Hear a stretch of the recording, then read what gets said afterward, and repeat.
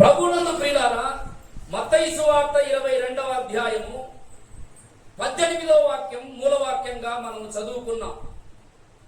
యేసు వారి చెడుతనమును ఎరిగి, వేషధారులారా నన్నెందుకు శోధించుచున్నారు అని యేసు ప్రభువు వారు ఇక్కడ ప్రశ్నిస్తున్న ఒక సందర్భాన్ని మనం గమనిస్తూ ఉన్నాం. ఇది నిజానికి సహజంగా ఎవరు కూడా ఈ సందర్భాన్ని వర్తమానంగా తీసుకోవడానికి సాహసించరు. ఎందుకంటే కాస్త వివరించడానికి అది కష్టమైనటువంటి విషయం. అయినా ఈరోజు ప్రభువు మనందరి క్షేమం కోసం, దేవుని యొక్క ఉద్దేశం ఏంటో ఒకంత మనం తెలుసుకోవడానికి ఈ వాక్యాన్ని తెలియజేయాలని ప్రభువు నన్ను ప్రేరేపించాడు. యేసు ప్రభువు వారు తన యొద్దకు వచ్చినటువంటి వారిని చూచి, యేసు వారి చెడుతనము ఎరిగి, మనము ఆరాధిస్తున్నటువంటి ప్రభువు ఏమై ఉన్నాడంటే, మనస్తత్వాలను, హృదయములను, ఆలోచనలను, అంతరంగమును ఎరిగిన వాడు. దేవునికి స్తోత్రం. యేసయ్య వద్దకు మనం వచ్చామంటే నా గురించి ప్రభువుకు తెలిస్తే తప్ప, చెప్పితే తప్ప తెలుస్తుందని ఎప్పుడూ అనుకోవద్దు. ఆయన అందరి హృదయములు ఎరిగిన వాడని బైబిల్ చెబుతూ ఉంది. హృదయముల కంటే అధికుడు. యోహాను సువార్త 2వ అధ్యాయము దయచేసి మీరు చూడండి, 24వ వాక్యం. 2వ అధ్యాయం 24వ వాక్యం. యేసు అందరిని ఎరిగినవాడు గనుక ఆయన తన్ను వారి వశము చేసుకొనలేదు. ఆయన మనుష్యుని ఆంతర్యమును ఏమెరిగినవాడు. పై మాటలు కాదు, పైన వల్లించే కళ్ళబొల్లు మాటలకు పడిపోయేవాడు కాదు యేసయ్య. అబ్బా, ఎంత మంచిగా నన్ను ఆరాధిస్తుంది, ఎంత చక్కగా పాడుతున్నాడు, ఎంత చక్కగా మందిరానికి వచ్చారు అని పై మెరుపులు చూసి, పై మాటలు, పై ముఖస్థుతిని స్వీకరించి సంతోషించేవాడు కాదు. హృదయాంతరంగములను ఎరిగినవాడు, మనసును ఎరిగినవాడు, మనసులోని ఊహలను, భావాలను ఎరిగినవాడు మన ప్రభు అయిన యేసుక్రీస్తు. యేసుక్రీస్తు వద్దకు కొంతమంది వచ్చారు. మనము ఈ మత్తయి సువార్త 22:15 నుండి 22వ వచనం వరకు గమనిస్తే, యేసు ప్రభు దగ్గరకు కొంతమంది వచ్చారు. వారిలో 2 గుంపులు మనకు కనబడుతున్నాయి. హేరోదీయులు, అలాగే పరిసయ్యుల శిష్యులు.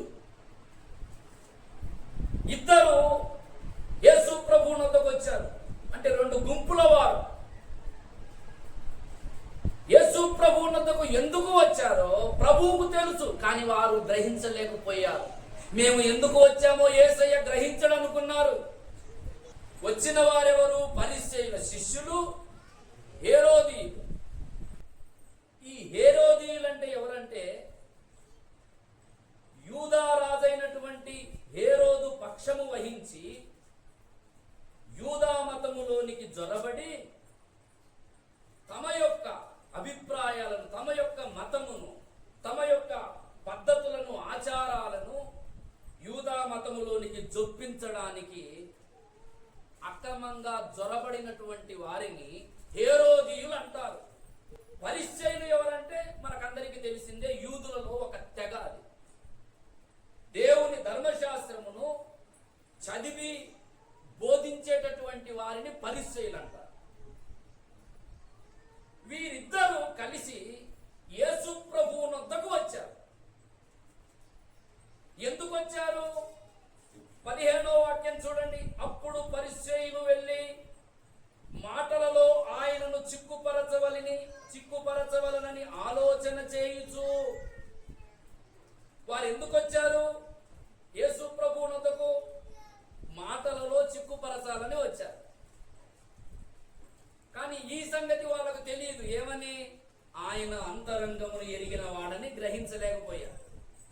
మాటలలో చిక్కుపరచాలని. ప్రభు జీవించిన కాలంలో ప్రభువును కొంతమంది ఎప్పుడు కూడా గూఢాచారుల్లాగా వెంబడించేవాళ్ళు. ఆయన మీద ఒక కన్నేసి ఎప్పుడెప్పుడు ఆయనను మాటలలో చిక్కుపరుద్దామా, ఎప్పుడెప్పుడు ఆయనను ఇరికిద్దామా, ఎప్పుడెప్పుడు ఆయనను శత్రువులకు అప్పగిద్దామా, ఎప్పుడెప్పుడు ఆయనను నలుగురిలో హేళన చేద్దామా అని గూఢాచార వ్యవస్థ ఎప్పుడు ఉంటుంది. ఆ రోజే కాదు, ఈ రోజుల్లో కూడా ఉంది. కొంతమంది ఈ రోజుల్లో కూడా ఉన్నారు. కొంతమంది దేవుని మాటలను ప్రకటిస్తే, దేవుని కొరకు నిలబడితే, సత్యం పక్షం వహించి సత్యం కొరకు సాక్షులుగా ఉంటే సహించలేనటువంటి వర్గాలు, వ్యక్తులు నాడే కాదు నేడు కూడా ఉన్నారు.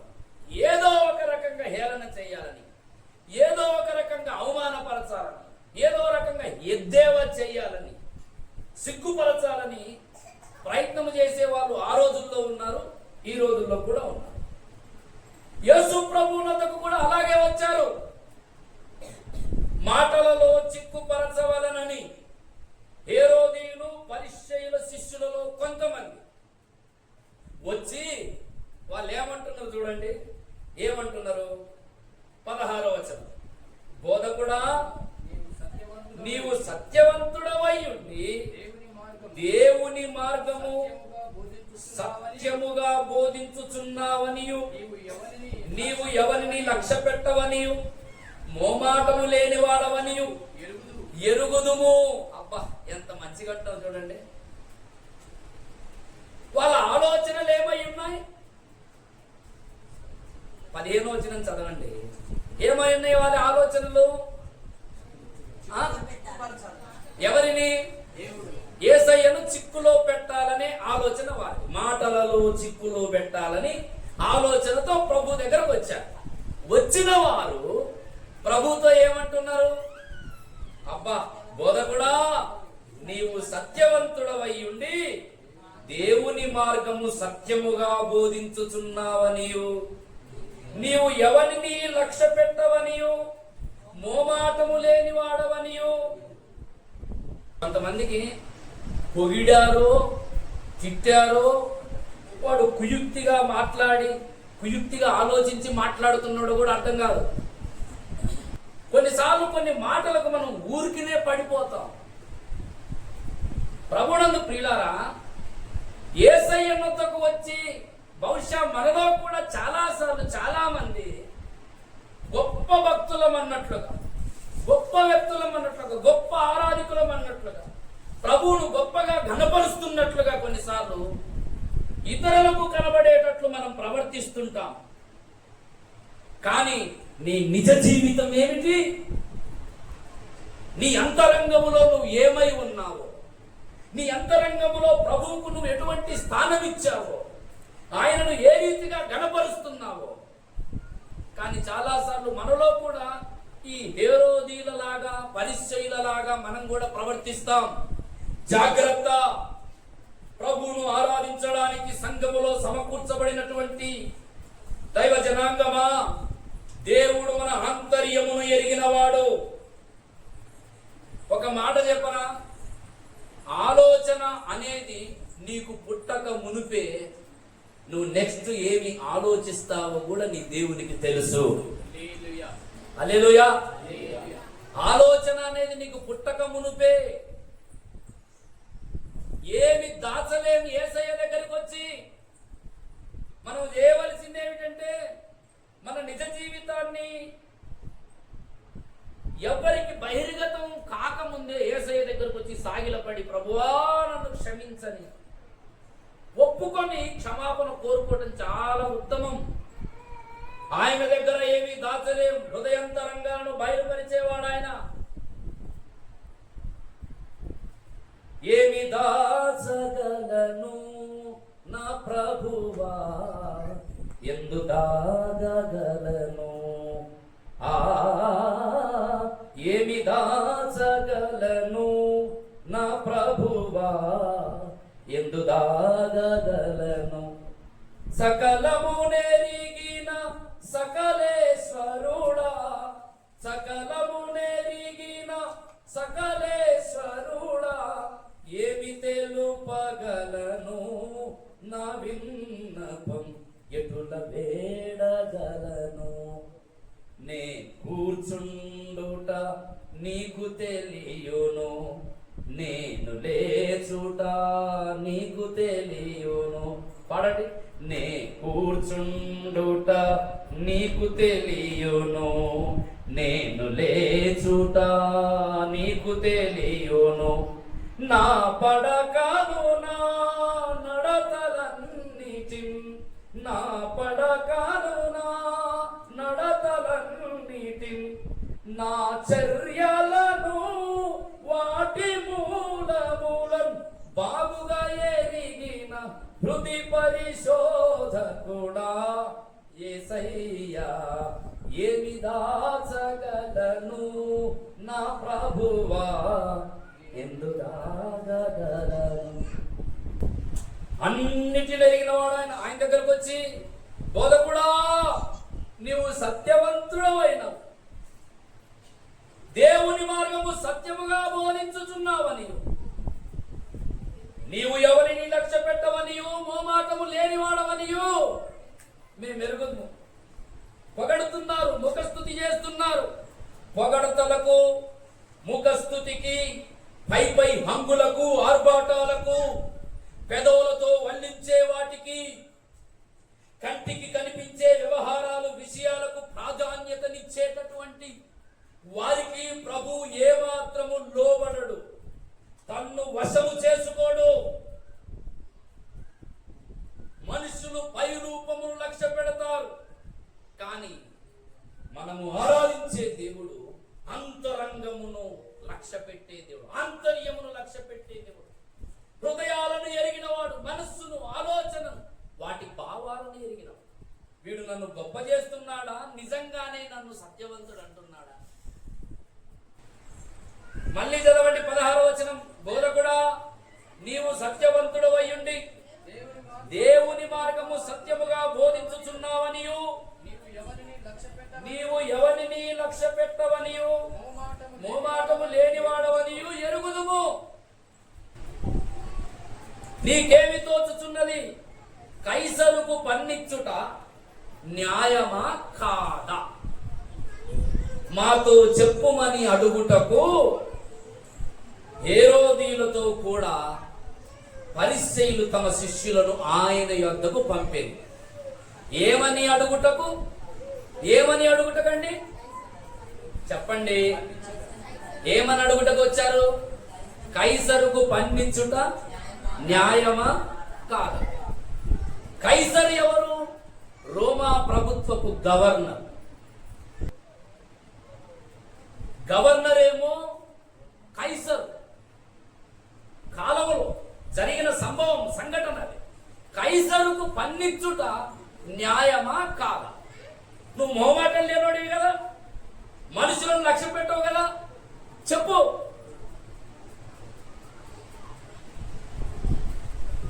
యేసు ప్రభు వారితో ఏమంటున్నాడు?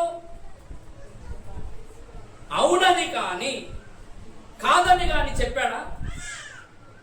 ఇప్పుడు వాళ్ళు ఏమడిగారు? పన్నిచ్చుట, కైసరుకు పన్నిచ్చుట న్యాయమా కాదా? ప్రభు ఏం చెప్పాలి? న్యాయమో కాదో చెప్పాలి. ప్రభు ఏమన్నాడు? యేసు వారు ఎందుకు వచ్చారంట? చెడుతనము కలిగి వచ్చారు. వచ్చిన వాడు ఎందుకు వచ్చాడు? చెడుతనము కలిగి వచ్చాడు. ఏమిటి చెడుతనం? మాటలలో చిక్కుపరచాలని, యేసును చిక్కుపరచాలని, యేసును చిక్కుపరచాలనే ఉద్దేశం ఏమిటి? కైసరుకు పన్నించుట న్యాయమా కాదు? కైసర్ ఏమో గవర్నర్. ఆ రోజుల్లో యూదులకు పన్నివ్వటం అంటే చాలా భారమైనటువంటి పని. పన్నులు ఆ రోజుల్లోనే కాదు, ఈ రోజుల్లో కూడా కట్టించుకుంటారు కదండి. వ్యాపారస్తుల దగ్గరికి షాప్స్ ఉన్నాయనుకోండి, రోడ్ల మీద దానికి ఒక తక్కెడు ఉంటుంది. నెల నెల ఏం చేయాలి? నెలకో 6 నెలలకో సంవత్సరానికో ఏం చేయాలి? పన్నులు కట్టాలి. పన్ను కట్టకపోతే వాడు సీజ్ చేసుకొని వెళ్ళిపోతాడు. ఇంటి పన్ను ఉంటుంది, నీళ్ల పన్ను ఉంటుంది, భూమి పన్ను ఉంటుంది, వాహనాలకు పన్ను ఉంటుంది, వస్తువులకు కూడా పన్ను, షాపులకు పన్ను. పన్ను కట్టడం అనేది అర్థమవుతుందా నేను చెప్పే మాట? పన్ను కట్టడం అనేది ఆ రోజుల్లో యూదులకు చాలా భారమైన పని. కానీ ప్రభుత్వానికి ఖచ్చితంగా కట్టాలి. ఇప్పుడు నువ్వు యూదుడవు కదా, మెస్సయ్యావు కదా, యూదులను రక్షించడానికి వచ్చిన రాజువు కదా, యూదుల రాజు అని నువ్వు చెప్పుకుంటున్నావు కదా, రాబోయే మెస్సయ్య అని, విమోచించే విమోచకుడవని, ప్రజల భారముల నుండి, బాధల నుండి, ఇబ్బందుల నుండి విడిపించడానికి వచ్చిన వాడవని చెప్పుకున్నావు కదా, చెప్పుచున్నారు కదా. మరి ఇప్పుడు మాకు భారంగా ఉంది పన్నులు ఇవ్వటం, గవర్నర్ గారికి, కైసరుకు పన్నిచ్చుట న్యాయమా కాదా? రెండే విషయాలు, రెండు ప్రశ్నలు, న్యాయమా కాదా? ఇప్పుడు న్యాయమే పన్నివ్వటం అన్నాడు అనుకోండి, యూదులకు శత్రువు అవుతాడు.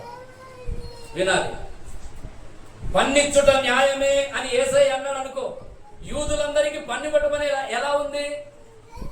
పన్ను చెల్లించడం అనేది, కొద్దిగా మైండ్ పెట్టండి, పన్ను చెల్లించడం అనేది యూదులకు భారం.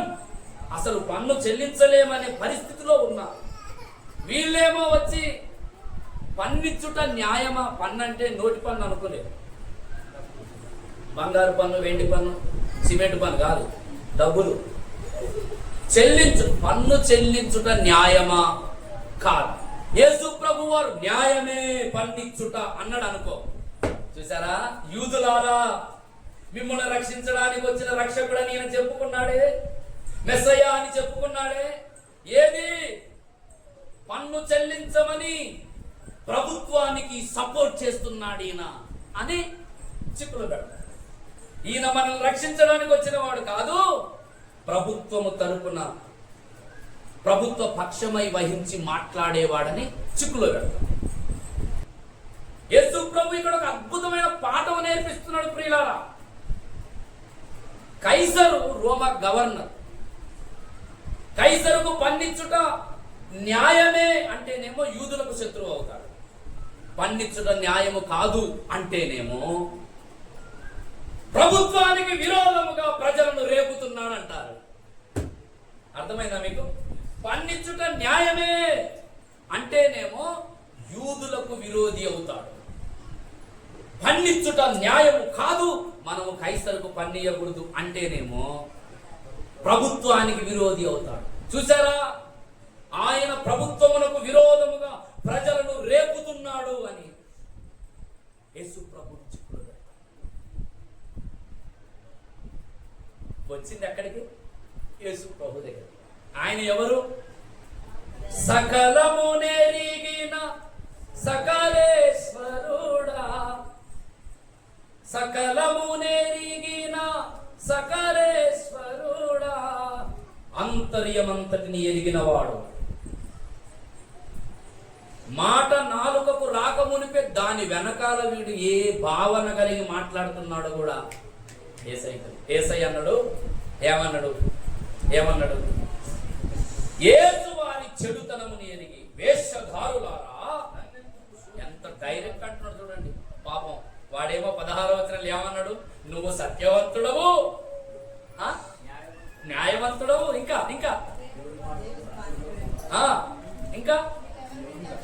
అది కర్రించి దెబ్బలు కాశారనమాట. దేవునికి స్తోత్రం. కర్రించి దెబ్బలు కాసేవేంద్ర అంటారు కదా. యేసయ్య వీడు ఏం చేశాడు? నువ్వు ఎవరిని లక్ష్య పెట్టవనియు మొహమాటం లేదయ్యా నీకు అన్నాడు కదా వాడే. మరి యేసయ్య వచ్చిన వాడు హేరోదీయుడైతే ఏంది, వచ్చినవాడు పరిసయుడైతే ఏంది, ఆయన మనుషుని ముఖమును లక్ష్య పెట్టేవాడు కాదు, పై రూపమును చూచి భ్రమపడేవాడు కాదు. కర్రించారు, దెబ్బలు కాశారు. ఏమంటాడు?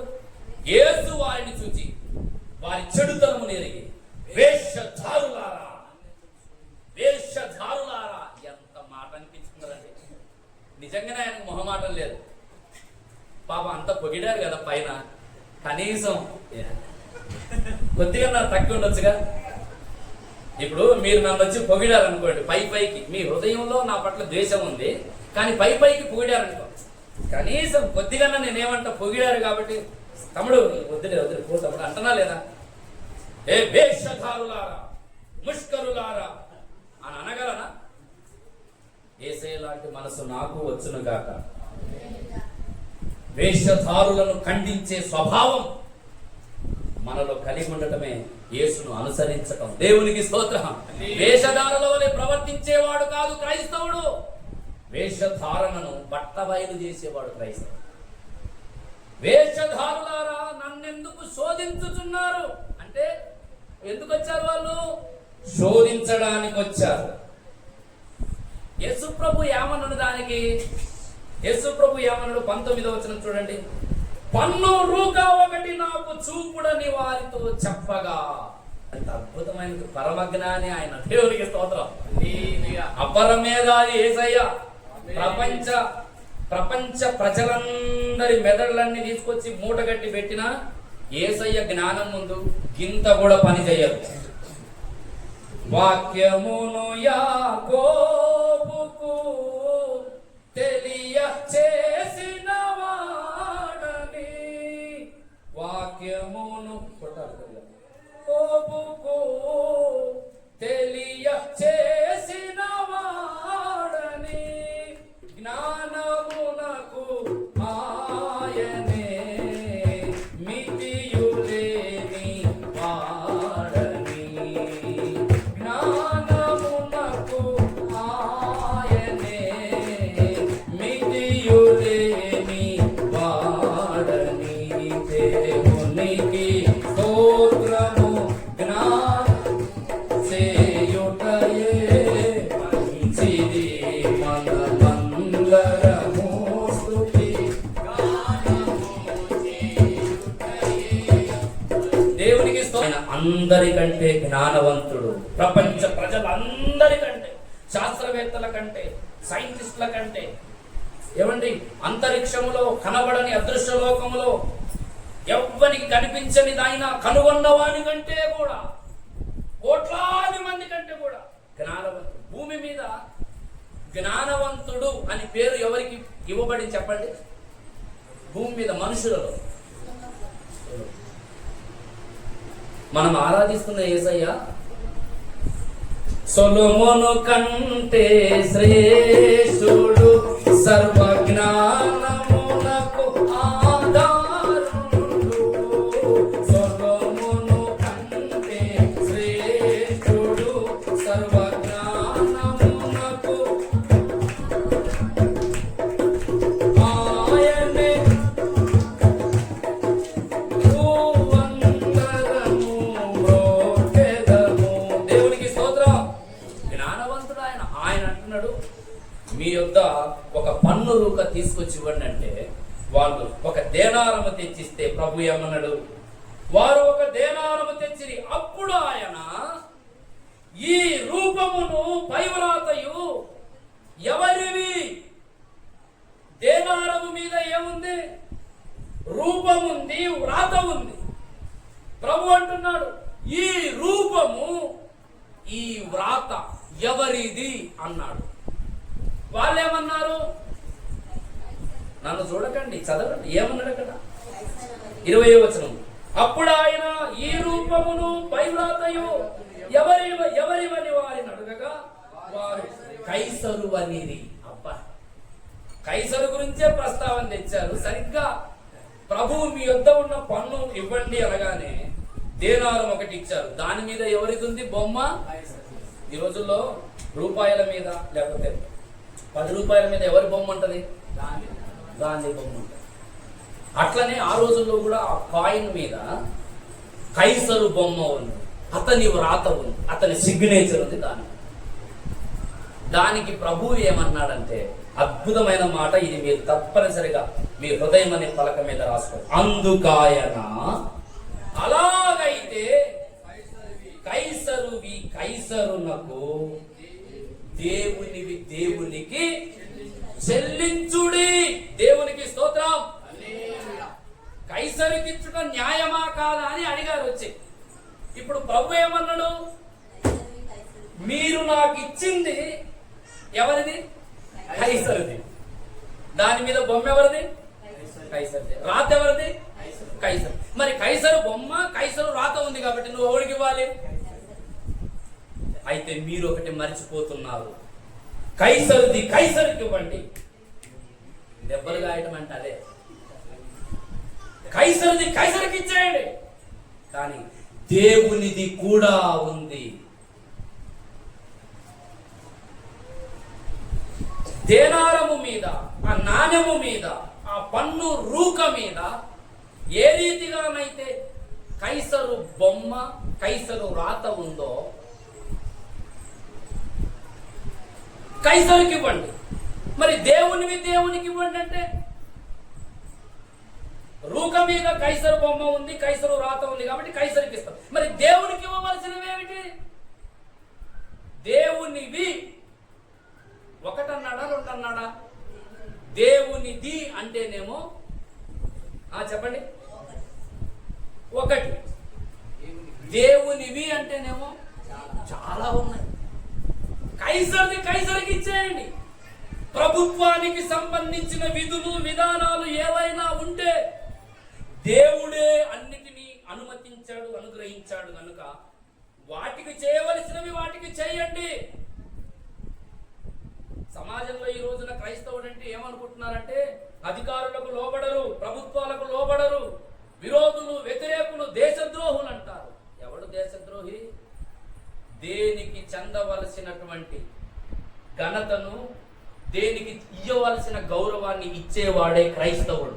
అది మా ప్రభు నేర్పించాడు. కైసరుది మీరు చూపించిన దాంట్లో ఏముంది? కైసరు బొమ్మే ఉంది, కైసరు రూపమే ఉంది. అది మనకెందుకు? వాడికి ఇచ్చే. అయితే దేవునివి దేవునికి ఇవ్వాలి. మరి దేవునివి దేవునికి ఇవ్వమంటే అదే రివర్స్ ఆలోచించండి. నాణ్యము మీద, దేనారము మీద కైసరు బొమ్మ ఉంది, కైసరు రాత ఉంది కాబట్టి కైసరికి ఇస్తాం. మరి ఇప్పుడు దేవునివి దేవునికి ఇవ్వాలంటే దేవుని బొమ్మ, దేవుని రాత ఎక్కడుంది? దేని మీద ఉంది? వాళ్ళు ప్రశ్నించాలి కదా. కైసరిది కైసరికి ఇస్తామయ్యా, దేనారంలో బొమ్మ ఉంది, రాత ఉంది కాబట్టి ఇచ్చేస్తాం. మరి ఇప్పుడు దేవునివి దేవునికి ఇమ్మన్నావు కదా, దేవుని బొమ్మ, దేవుని రాత ఎక్కడుంది దేవునికి ఇవ్వడానికి? సహజంగా ఈ వచనాన్ని తీసుకొని చాలాసార్లు మనం ఏమనుకుంటున్నాం, దేవునివి దేవునికి ఇవ్వండి అంటే దశంభాగాలు దేవునికి ఇవ్వాలి అని చాలా మంది ప్రసంగాలు చేస్తారు. అదే అనుకుంటాం కూడా, మంచిదే, తప్పు కాదు. దేవునికి ఇవ్వవలసినవి చాలా ఉన్నాయి.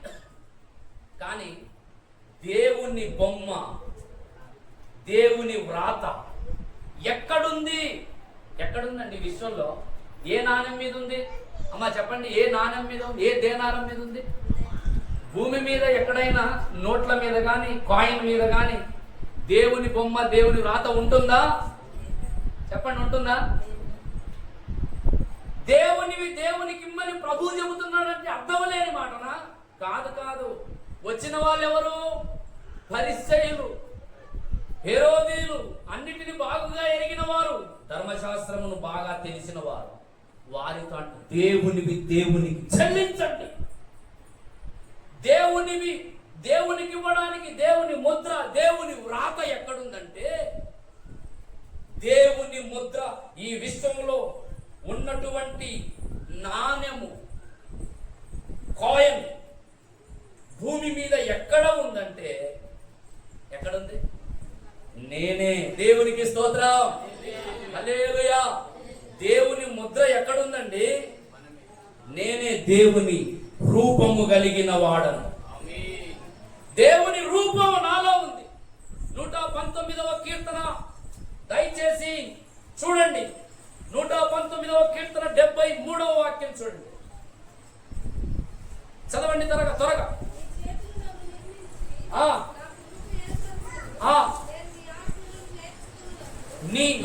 నీ చేతులు నన్ను నిర్మించి నాకు రూపు ఏర్పరచడు. దేవునికి స్తోత్రం, హల్లెలూయా.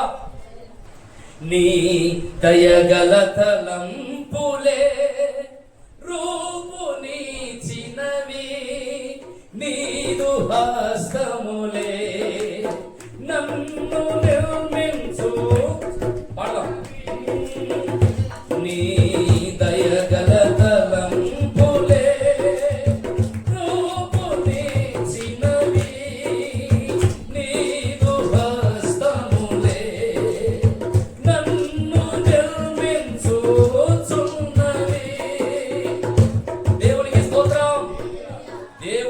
తలంపులు మనకు రూపునిచ్చాయి. ఎంత అద్భుతంగా మాట్లాడుతున్నాడు 119:73 కీర్తనలో. నీ హస్తములే నన్ను నిర్మించెను, నాకు రూపునిచ్చెను. దేవుని రూపం ఈ విశ్వంలో ఉన్నటువంటి ఏకైక నాణం ఎవరంటే నేనే. చెప్పండి అందరూ, దేవుని రూపం ఎక్కడుంది? నాలో ఉంది. దేవుని రూపమును, దేవుని ప్రతిబింబమును దేవుడు సృజించుకున్నప్పుడు సకల జంతువులను చేశాడు, జీవరాశులను చేశాడు, వృక్షములను చేశాడు, పంచభూతములను చేశాడు.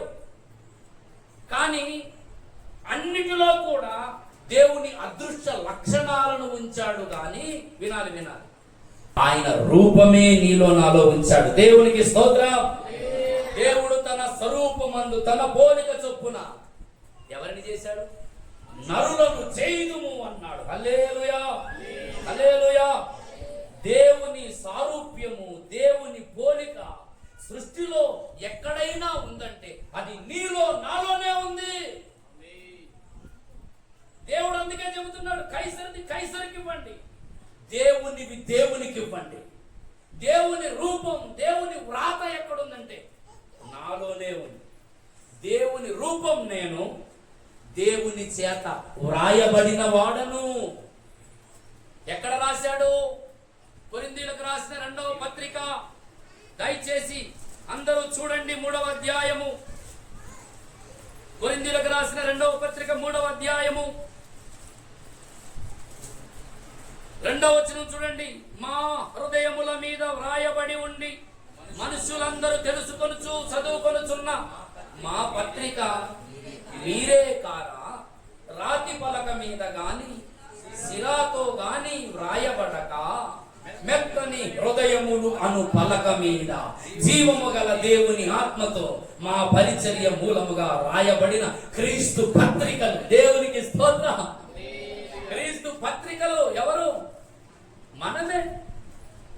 మనలో వ్రాయబడింది దేవుని ఆత్మ చే వ్రాత. దేవుడు మనలో తన చేతితో, తన పరిశుద్ధాత్మతో వ్రాసాడండి మన హృదయముల మీద. ఈ రోజే కాదు, ఆ రోజుల్లో కూడా హృదయముల మీద వ్రాయబడినట్లు కొంతమంది జీవించారు. రోమా పత్రిక 2వ అధ్యాయము, దయచేసి 15వ వచనం చూడండి. రోమా పత్రిక 2:15.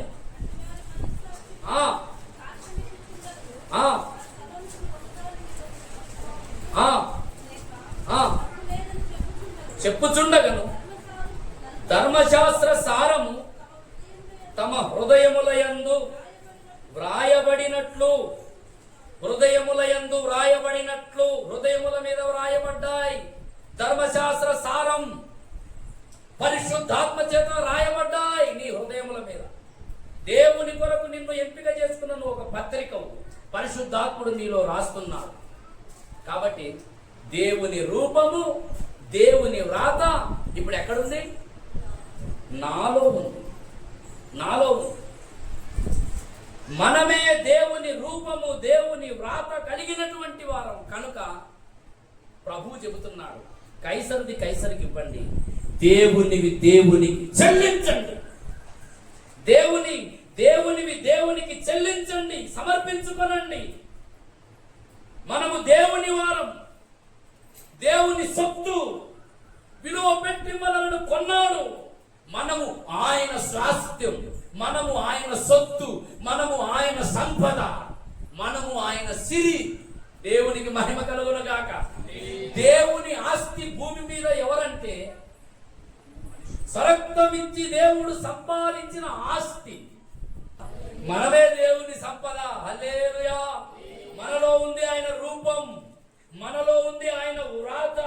మనము ఆయన కొరకు ఎంపిక చేయబడిన వారం, మనం ఆయన కొరకు ప్రతిష్ఠితులం, మనం ఆయన వారం, ఆయన సొత్తు, ఆయన ప్రజలం.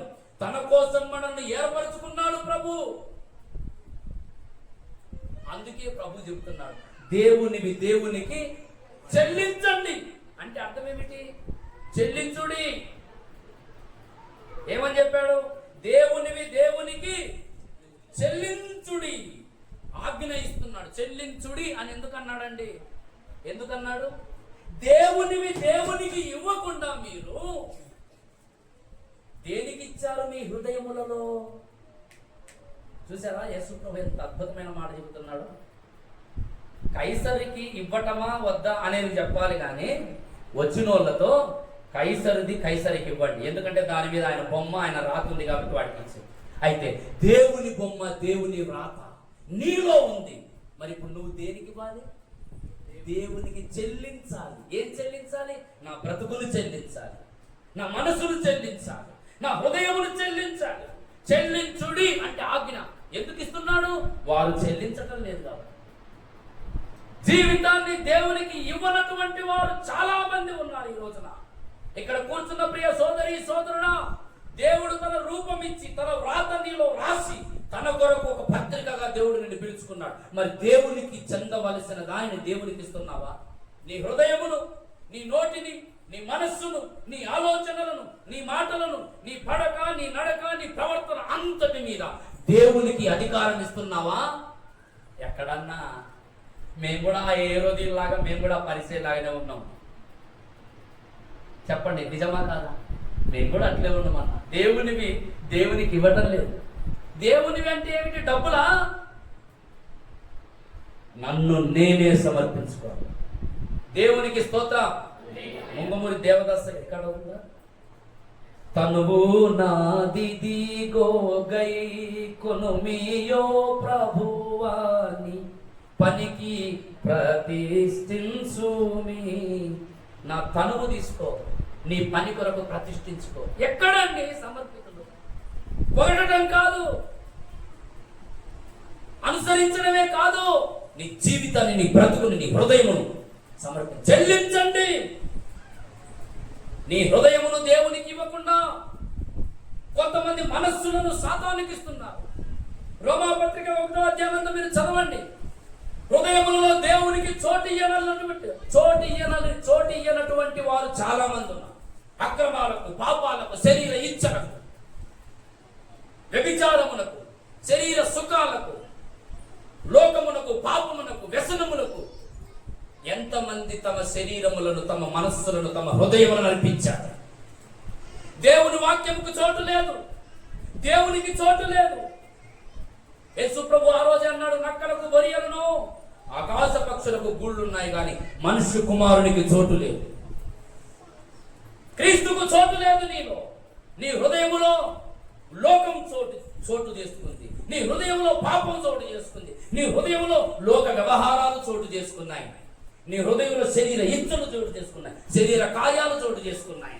సాతానుకు నువ్వు చోటు ఇచ్చావు, సాతానుకు నువ్వు అవకాశం ఇచ్చావు. అందుకే ఎఫెసీకి రాస్తూ పౌలు అంటాడు, ఎఫెసీలకు రాస్తూ అపవాదికి చోటు ఇవ్వకండి అంటాడు.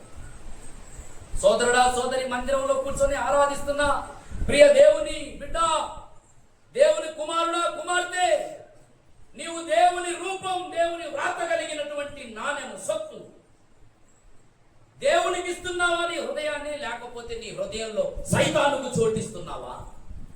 లోకానికి చోటిస్తున్నావా? అబద్ధాలకు చోటిస్తున్నావా? అక్రమాలకు చోటిస్తున్నావా? పనికి మాలిన వ్యసనాలకు చోటిస్తున్నావా? జారత్వములకు చోటిస్తున్నావా?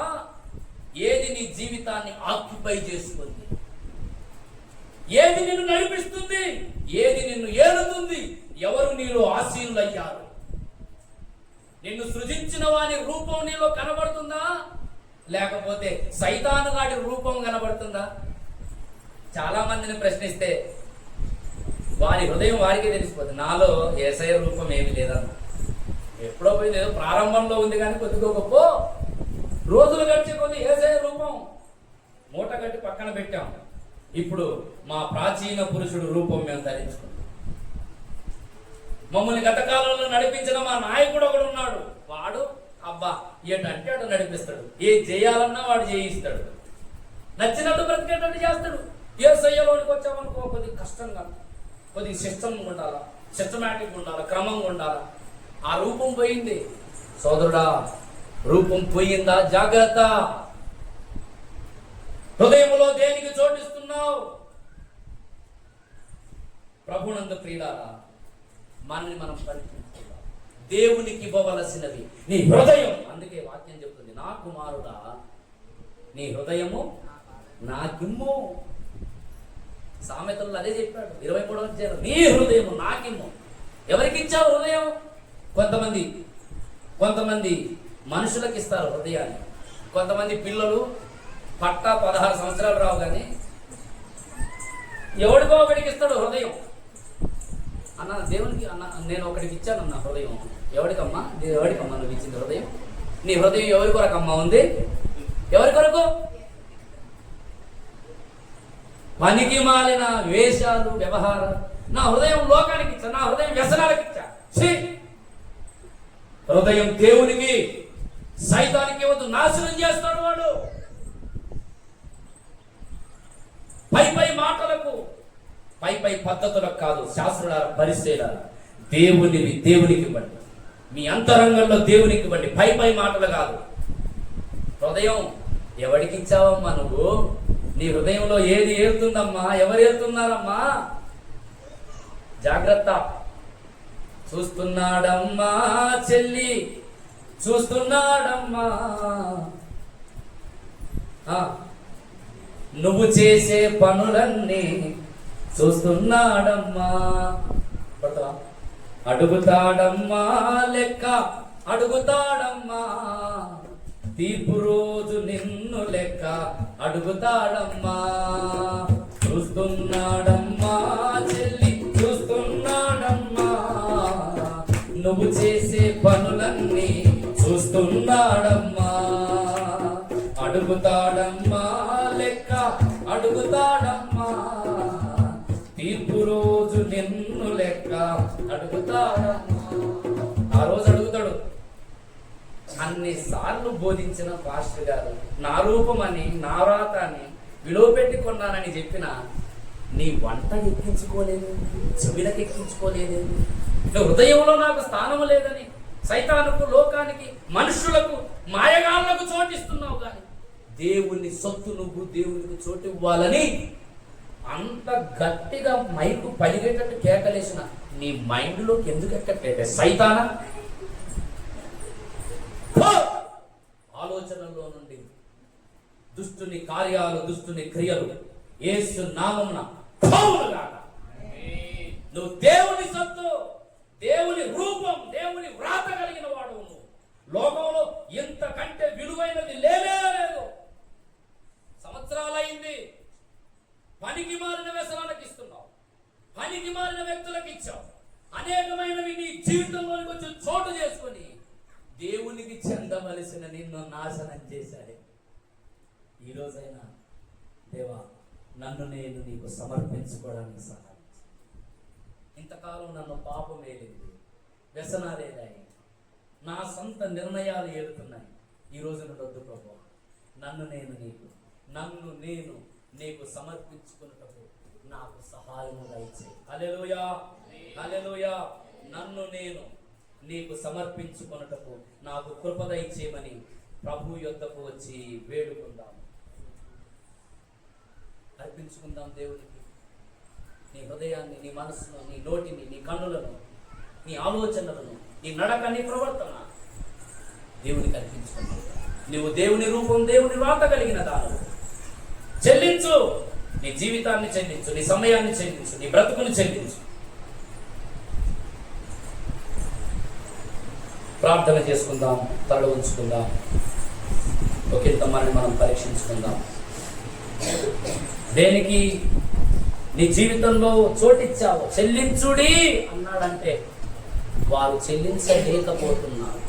అర్పించలేదు కనుక చెల్లించండి అన్నాడు. నువ్వు కూడా ఇక్కడికి వచ్చి కూర్చొని నీ బ్రతుకులో ఎవడికో స్థానం ఇచ్చి, దేనికో స్థానం ఇచ్చి, స్తోత్రమయా యేసయ్యా అని ప్రార్థన చేసినంత మాత్రాన నువ్వు కార్యాలను చూడలేవు. చెల్లించు, దేవునికి చెల్లించు. నీ హృదయం, నోరు, సర్వ అవయవములన్నీ దేవునికి సజీవ యాగముగా చెల్లించు. ప్రభు పాత్రలో పాలు పొందబోయే ముందు మనల్ని మనం పరీక్షించుకుందాం.